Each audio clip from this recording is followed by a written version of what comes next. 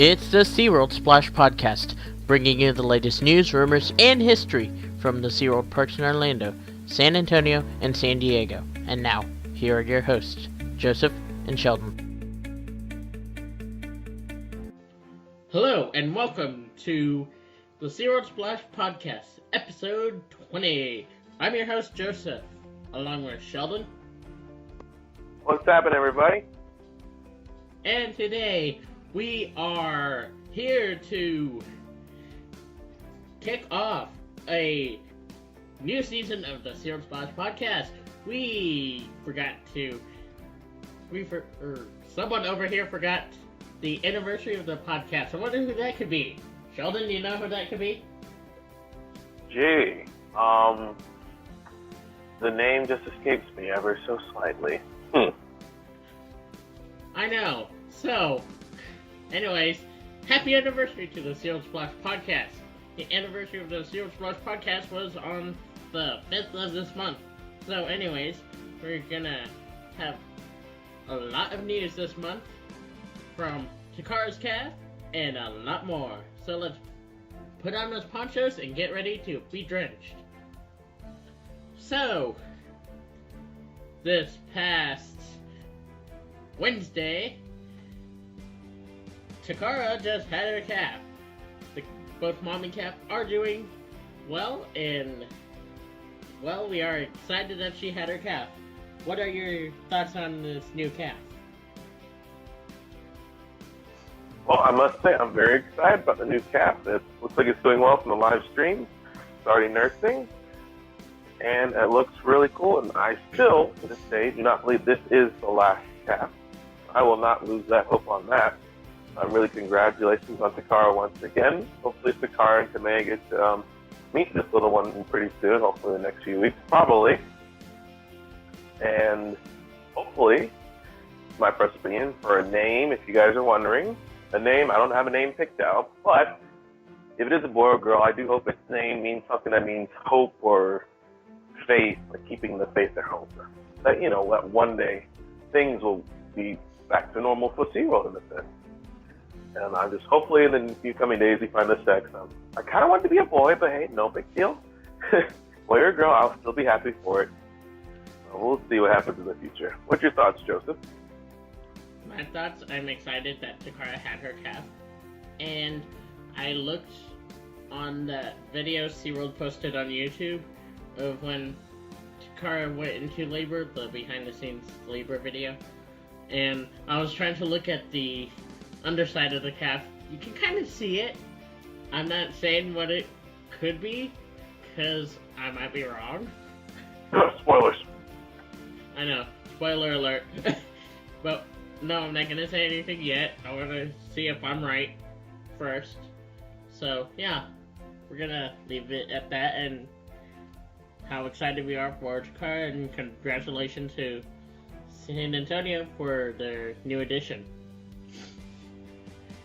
Now jumping over to Orlando, we have a lot of things from Orlando. Like a new ride coming in 2018 called Infinity Falls. It is like Shipwreck Rapids in San Diego, only with a huge drop. And an inner tube. Yeah. What are your takes on this? Well, personally, I'm not exactly thrilled because it will be taking away from the cafe. Some of you guys might go to SeaWorld Orlando. It's going to be where that old cafe near the old Budweiser Fivedales used to live at, right near Shandy Stadium. I mean, I'm not a personal big fan of it, really. I mean, yes, it's a new ride, but personally, I prefer something more, useful, more entertaining. Blue World, but anyway, that's just me. My personal opinion. We're going to be better at Blue World Project back. That would be nice. But I'll be hopefully coming out there in June or July to take a look at the construction and see what to look forward to. Also, we have the new Kraken experience coming in 2018, I believe. Correct me if I'm wrong. Isn't it like this year? Or this year. Excuse me, no. Yeah. I'm sorry. This ride will be coming, and this will be coming next year, 2018. Kraken experience will be coming this year. I'm sorry about that. Pretty much going to be like a 3D experience roller coaster, I believe. I think they're going to just redo the Kraken. Like, you're still going to like go through Kraken, but maybe like have like a 3D simulator around you or glasses. I'm not sure. I'm not really much of a roller coaster fan, so I will hopefully check it out also this summer as well and see what's going to happen with that. Definitely interesting. What are your thoughts on it, Joseph? It's interesting how Orlando's getting a inner tube ride like San Diego that is like a rapids ride, and then Kraken Unleashed and like virtual reality, but we're going a little too far with virtual reality nowadays, so we kind of need to lean off of that. My personal take. How about the Dolphin Nursery? Right. Well, some of you may or may not know Dolphin Nursery is getting an update renovation. They actually have little portholes so you can actually see underwater. I think it's going to be really cool. I think it's time for an update. That pool's been around there for a very long time. Believe it or not, folks, it used to be the old Dolphin Point area where you actually go meet the dolphins instead of the actual Dolphin Point, which is located farther to your, I believe, the west side of the park, near Turtle Truck and Blue Horizon. But yeah, I'm going to check that out as well. Look, from the construction, what I've seen from some other YouTube videos from the Sky Tower, it looks like it's going to be a bit bigger, a bit deeper, more underwater viewing-ish kind of. Not too much, but like a little porthole, so you'll actually probably be able to see the calves swimming underwater with their moms. That's when they pop up, but I'm not sure where those dolphins are right now. I'm assuming they're somewhere around Sea Rescue, or they could be in Dolphin Point, not 100% sure. I'll check that out as well, and I'll definitely be looking for CJ. I know a lot of you guys are really wanting to see him. Definitely gonna try to get some pictures of CJ. And who if you guys don't know who CJ is, he is our hybrid dolphin. Half common dolphin and half almost dolphin. His father's name is, as many of you might not know, Cooper. And his half-sister is Bullet! I just had to do that. Joseph's favorite. All you San Diego people, you guys probably know Bullet. Well, I'm hopefully going to see her half-brother, CJ. He looks pretty cool, so I'm going to try to catch that up as well. Got a lot of things going on. And isn't something else coming to Orlando too, Mr. Joseph?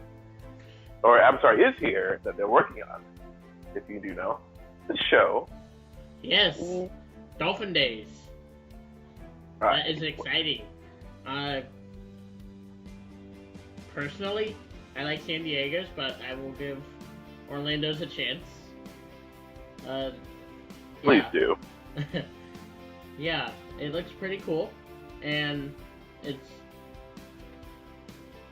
basically has its own twist from San Diego's. The endings are similar, but it has its own twist. What are your thoughts? Well, remember, each park is a little different, so each show's going to be a little different, even though it's the same. I haven't yet seen it in person, but on YouTube it does look pretty cool. I do like the ending with the dolphins jumping and the macaws flying over. They're still trying to keep the little Blue Horizon stuff in, and I like that. It kind of feels like Key West Dolphin Fest a little bit, but like upgraded in a sense. There's still some elements from Key West Dolphin Fest, so that's an older show if you guys don't know. And a little bit of Blue Horizons, and it looks really cool. It's definitely entertaining.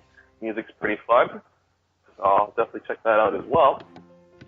No sign of the pilot whales yet to show. I'm not sure they're going to make an appearance or not, or what's going to happen. They might be still working on the show and training sessions with that, because it's still kind of a new show. But yeah, it still looks pretty cool. Definitely some cool behaviors. Maybe they'll come up with some new behaviors. I probably will for this show as well. I definitely will see that and take my part in it. I'm not saying it's better than San Diego's yet, but remember, San Diego had it earlier, so they've had a little more time to rehearse it. But, oh yeah, and San Diego's not in the water with the pilot whales yet. Not yet. Keep hoping and praying that they're going to be back with Argo and Shadow in the water. Most likely. Not saying anything other than that, because it's not to be shared yet. But hopefully, along with Dolphin Days, I do hope this also means maybe we might get Dolphin Island Christmas in Orlando. I would like to actually have that. Yes, I'd definitely like to have that come to Orlando, because that would look a pretty cool show, and I really like the music from that. And maybe even bring the dive team back for that. You never know, or the hula dancers. We gotta wait and see. But that's my first goal. I would like to have Dolphin Days come as well. And I know everyone's very sad with Rise of the Left, but we still have the animals. We still have the trainers. We need to be supportive of them as well. This is not an easy time for them as well, but they're doing the best they can at the moment. But overall, not a bad show. We'll give it a try for now. Yes. Now, moving on to Species Highlight. What's today's Species Highlight?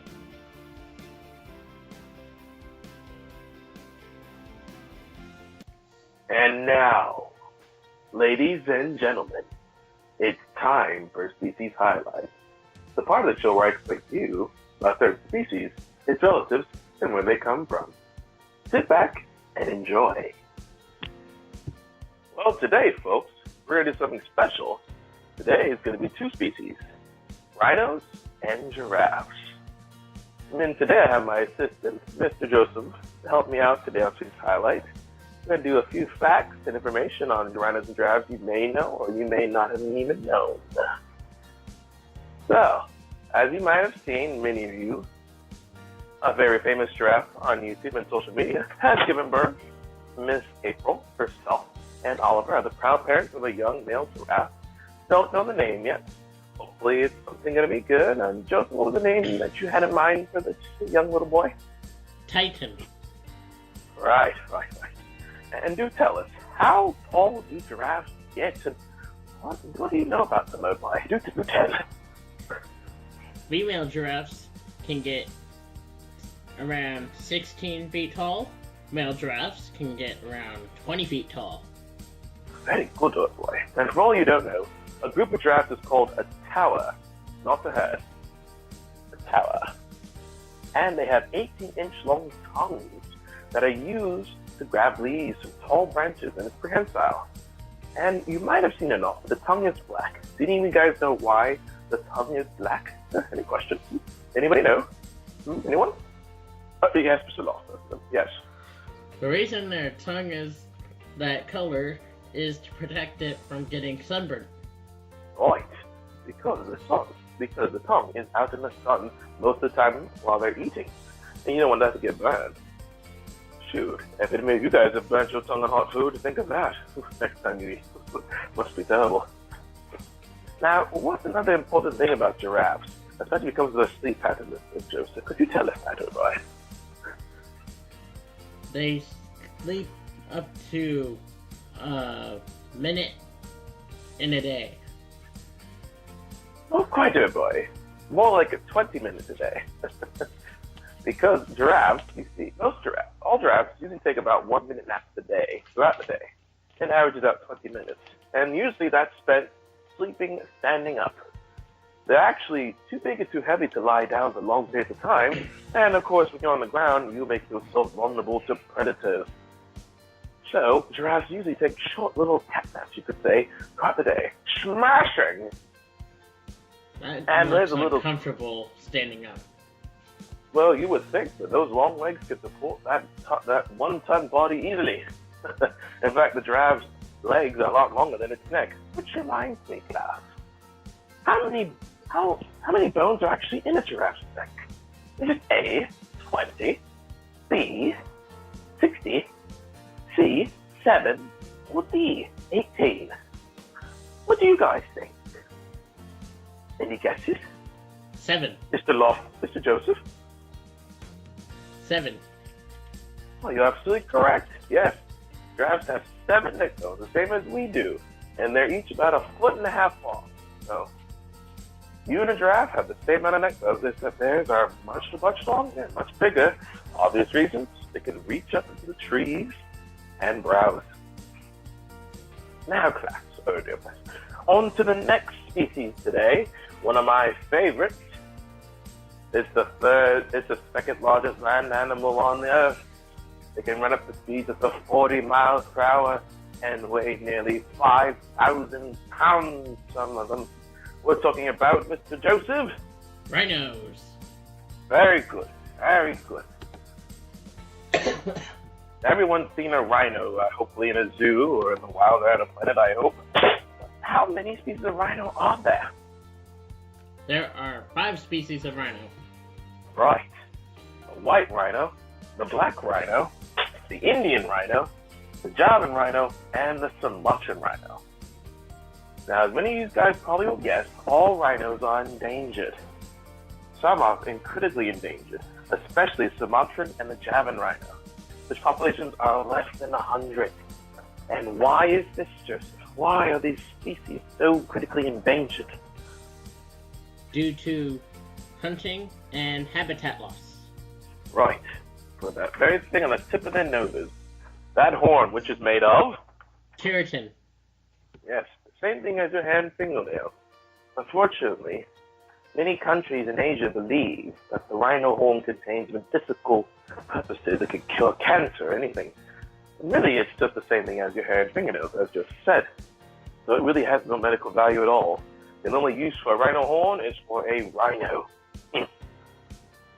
And sadly, as many of you might have known, like Nola, who passed away, the northern white rhino, there's only 3 of them left.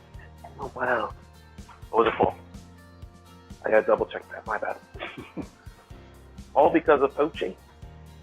As many rhinos, all rhinos face the same threat of poaching and overhunting. It's a sad fact, but it is what the world has come to. Let's learn a little bit more about our rhinos, friends, shall we? Mr. Joseph. Now, you've seen rhinos hanging out in the mud, I assume, and playing around in the water. Yes. Here's a $1 million question. What do you call that place? A wallow. Right. Wallow is a place that's very muddy, where elephants, rhinos, hippos, warthogs, and other creatures come to wallow and roll around in the mud and the dirt.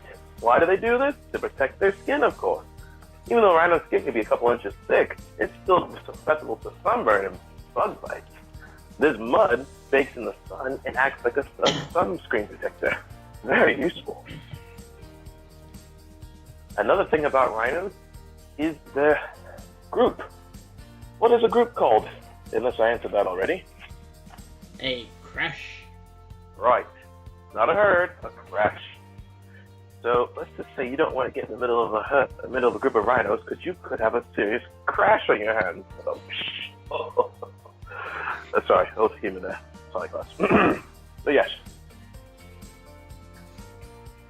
Now, all of you are probably questioning, what is a Sumatran or Javan rhino or an Indian rhino? You guys have probably seen the standard white rhino and black rhino, I assume. 2 horns, grayish skin, right? Well, let's learn a bit more about the more lesser-known, more critically endangered rhinos of Asia.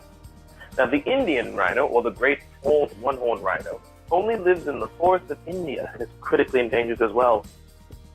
These rhinos are the tallest species of rhino.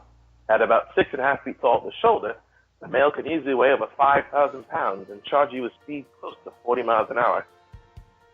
And they have that armor-like skin that unfolds, but they're pretty tough. Most things won't bother them. The only predator of a rhino would be a baby rhino being attacked by tigers. Other than that, their only real threat is humans, of course. And the Sumatran rhino, like the ones that used to live in Cincinnati Zoo, have hair on their bodies. Joseph, why do you think they still have the hair on their bodies and look like they do in the rainforest?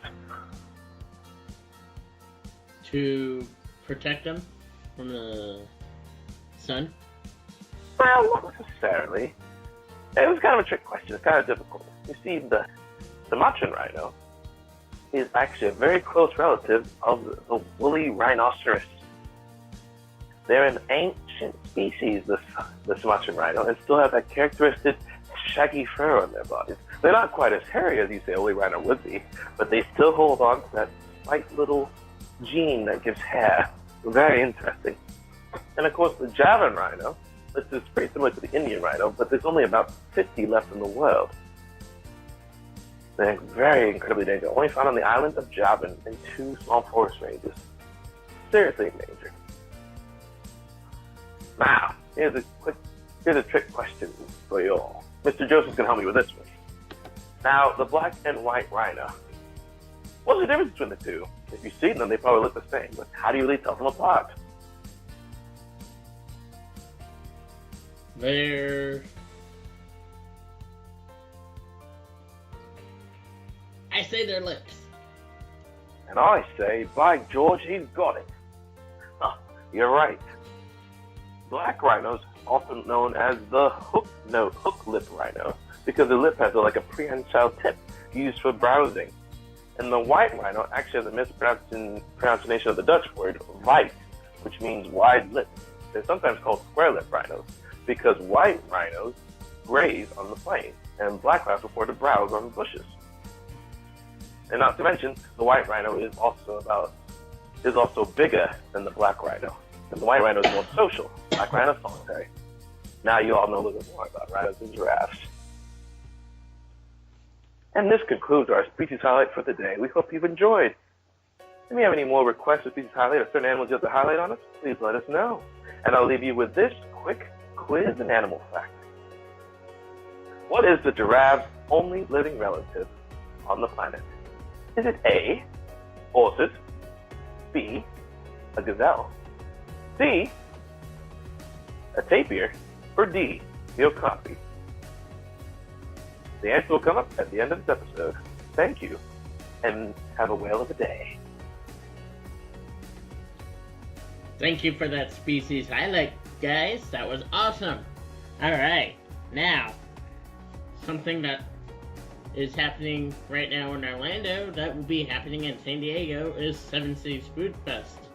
That is a fest where you can try foods from around the world. Yes, I said it, folks, around the world. So Yum, yum. I know, that sounds good. So check out their menu on select weekends for San Diego this month and next month. And now, moving on to San Antonio. Again, San Antonio. Woohoo!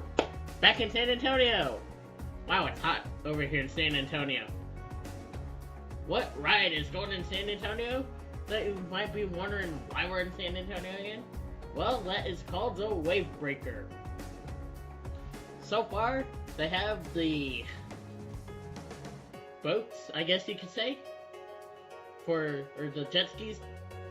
The jet skis, they have the jet skis for the tracks, and that will be going in soon, once the ride is complete.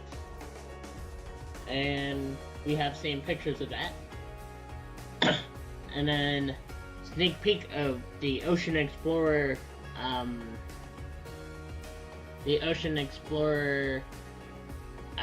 miniature sub. So that's gonna be coming out.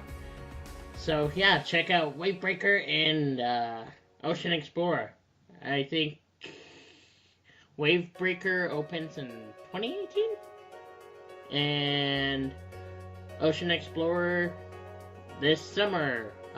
Same as Orca Encounters. So check out Ocean Explorer. And then let's see, April's Calf. What was your reaction to April's Calf? Well, mine was, here's what got me.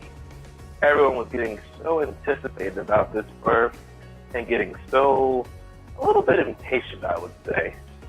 And in the back of my mind, I thought, well, she's just not ready yet. I don't see any signs of it. And, you know, if for all you mothers that might be listening out there, you'll know when the baby's ready to come out. Trust me. You'll know. Only you know. Doesn't care what the doctor says. Doesn't care what your husband says. Doesn't care what other people have babysit. Only you can know it, because, well, you're the one carrying the pie in the oven. Let's say that. But when she did finally get into labor, I was very excited because I've never really witnessed giraffe birth in person, but it's still something very interesting to think about. You know, that baby has a 6-foot drop, and then it'll be standing moments after birth. It's just really fascinating. I was also interested that Oliver, the dad, was actually very interested in the calf when it was first standing. I was kind of surprised. I was like, okay. I thought Oliver would be a little more standoffish. He was actually, he was excited. He was like, hey, what's that on the ground? Looks like me, but like tiny. I was very excited, very relieved. I was getting a little worried at first that maybe the calf wasn't going to come, but the night before, I will say I was watching the cam when April was pacing around a lot and looked when there was a lot of kicking out. I was like, I wonder if she's really ready. And the next morning, bam, there's hooves out there, and it's like, yep, it's time. Do you remember how impatient I was getting? Oh, it was, let's just say, our dear friend, the host, Joseph, was getting, as you Americans would say, wedded. But we were right on time. We both actually watched the birth that morning. Yes, that was actually pretty fun to watch. Oh, yeah. Yes, you can tell the reaction when you actually saw the calf hit the ground. I know. That one was funny. And for all you are wondering why they're going to separate the calf at 14 months old, well, let's do some math here. Now remember, Oliver, the calf's father, is 5 years old. 5 years old. And he's already a lot bigger than April. And this calf has, in the next year, so will definitely grow a lot bigger than it is right now. Now I know 14 months might not seem like a long time and it seems short, but remember guys, giraffes in Africa have to do a couple things in order to reach as big as a giraffe. 1, grow up.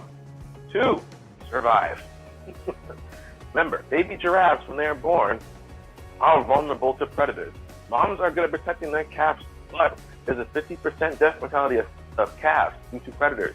Lions, leopards, hyenas will catch a baby giraffe if the mother is not on her guard. So the baby has to pretty much grow up quick and learn how to survive quick. So I'm not surprised. The zoo's actually doing what they're supposed to do in the wild. Believe it or not, guys, that giraffe would, that baby giraffe will get sustainably bigger by the time they separate it from its mother. So that's something to keep in mind. So don't worry, the mother and calf aren't being separated at a young age, or this is cruelty. No, this is nature. We have to understand something. Humans and animals, we raise our babies a lot differently sometimes. Sometimes it's similar, but some things we don't understand is something natural in nature. But yes, I'm really glad that the calf is out. Hopefully they'll have a name soon. I know it's a boy, and we'll see how this calf goes, and hopefully they'll bring that cam back, because today is the last day to see the giraffe cam, and still it goes up at 4:30 Eastern time. Excuse me. But yes, hopefully that little one. Last day? Oh yeah. So for all who don't know, on the news, today is the last day to see April, Oliver, and this little boy. The cam goes down 4:30 Eastern time. No. Yes, I'm sorry, everybody. If you want to see the calf, you probably have to actually go visit the park in New York, or hopefully catch up videos on YouTube or any updates they give us. But yes, this will unfortunately be the last day to see our young boy. So, but hopefully they'll give us updates. They'll give us updates. But yes, today's the last day to see the live cam. I'm sure they'll give us updates. Oh yes, of course. And like I said, next time you see that calf next year, check its size. It's going to be a lot bigger. All right. So, congratulations to April as well. And last but not least, moving on to San Diego. I don't know why I put San Diego last, but oh well. So, San Diego. Construction update on Shamu Stadium. I, the host, have been seeing the screens go into, or I shouldn't say screens, I should say the one huge screen go into Shamu Stadium. It is pretty big, and wow, I can't wait to see what it looks like. I'm still kind of not a big fan of what's going on. I would like Blue World, but you know, I will give Work Encounters a chance, and I will see how they do this show. And apparently there's some behaviors in there that are going to showcase the killer whales and how they hunt fish what are your takes on this? Well, I mean, yes, I'm not quite a fan of this new change and stuff, and no Blue World project, but I am, let's just say, preparing myself for what's to come. Being an Orlando Floridian, we are next in line for this show, so I'm glad you gave us an update what's to come. Yes, so I will be keeping ears and eyes out. And if you have not gone to All Day Orca Play, pick up your Orca cards. They've had... Collect all of it today. Huh? They've had Corky, Kasaka, Orchid, Ulysses, and this week is Keat. Stay tuned to find out which whales next week. Collect all 11 at your local SeaWorld. Thank you. Beep.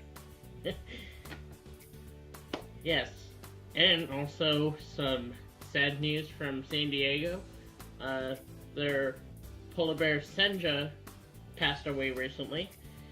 We are deeply saddened to hear about this passing, and besides San Diego having Senja, they also have another polar bear, Snowflake, who is at a zoo for breeding purposes. So this could have an effect on Snowflake, because that was Snowflake's longtime friend. So we are deeply saddened on this loss. Any thoughts that you want to share? Well, I can definitely understand what San Diego's going through. When we lost Johnny in Orlando, that was kind of sad for me because I had seen Johnny ever since I was young, first going to SeaWorld back in the day, and it's sad when an animal goes. You know, SeaWorld gave all their polar bears the best care possible. I am hopefully excited for looking more forward to the future. I am sad that the polar bear has passed away, but I am also looking forward to the future of hopefully the Snowflake, who's on a breeding loan, might come back and, have a cub and produce the next generation to continue, because we're all about continuing, keeping things going. Life and death are unfortunately a part of our world, and it's sad, but we must take the good with the bad sometimes. But we'll be praying for SeaWorld San Diego in this tough time, and we have our full support on all this. And as many of you might know or not know, polar bears are hard to breed. So Most bears are. yeah. So let's. Pandas, enough said. Yeah. So let's pray for San Diego in this tough time, and hopefully Snowflake comes back and can produce a calf. Or a cub, I should say.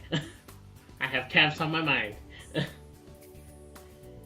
think we all have a calf fever at the moment. Yes. Me especially. And I think we have a surprise this summer. Am I right? What? Surprise? I think What? we do. What kind yes. What kind of surprise? Well, I think it's one that I think one of us has definitely anticipated for quite a while, but for sure. Let's see. What is the surprise? I think let's have the honors, Joseph. Drum roll, please. And the prize is... Surprise time! Traveling! To where? Florida. Orlando. Say what? What? Where did that come from? Yes, I'm going to be making my way to the Orlando Park and seeing everything out there, like Busch Gardens. Let's see, what else am I going to be seeing again? Our Park Zoo and SeaWorld, Orlando, Florida. And that will be happening this summer, so stay tuned for some surprises from that. And hopefully have some highlights on Busch Gardens for all you Busch Gardens fans out there. And maybe even some live episodes while I'm out there. That would be cool. Perhaps some shows, you mean? Some live show recordings? Yes. Ooh. And I maybe, sent the one ocean in a dolphin days. I know. And maybe have some in-park episodes. I don't know. And Loud Tonight. Yeah, there's some things that we're gonna be doing. Whoop, whoop. So yeah, look out for that this summer. So let's watch out for that on Facebook and all that. And as always, we thank you for joining us. If you have any questions, comments, suggestions for topics, or want to share your SeaWorld stories, you can call or text our number, 407-900-5309. Or you can email us at SeaWorldSplashTeam@gmail.com. You can also check us out on Facebook at facebook.com/SeaWorld Podcast. Follow us on Twitter at SeaWorld Splash, as well as Instagram at SeaWorld Splash. Don't forget to check out our website, www.SeaWorldSplash.com. You can also check us out on iTunes at SeaWorld Splash. And from all of us here on the SeaWorld Splash team, we thank you for joining us, and hope you join us for the next amazing podcast to come. Splash you later. Take care, guys, and have a whale of a day. And, oh, I almost forgot. Did you get the right answer to our species highlight question? What is the only living relative of the giraffe? If you answered okapi, you, my friend, are correct. Okapi is the only living relative of the giraffe, found in the Congo forest, an endangered species with stripes on its back, on its legs. It looks like a deer, but is completely related to the giraffe. Thank you, and enjoy. Yes, and don't forget, if you have any suggestions for a species highlight, give us a call, text, or email. Splash you later, guys. Take care, guys. Remember, if you want to share any of your favorite SeaWorld stories or memories, please call or text the SeaWorld Splash Team 407-900-5309. Once again, that number is 407-900-5309. Or email us at SeaWorldSplashTeam@gmail.com. Thank you, and we'll splash you later.